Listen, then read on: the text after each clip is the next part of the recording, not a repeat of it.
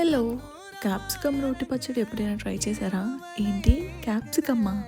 అసలేం మాట్లాడుతున్నావు అనుకుంటున్నారా? ఆగండి. నేను కూడా ఫస్ట్‌లో ఇలానే అనుకున్నాను. బట్ ఒక్కసారి ట్రై చేయండి. చాలా బావుంది.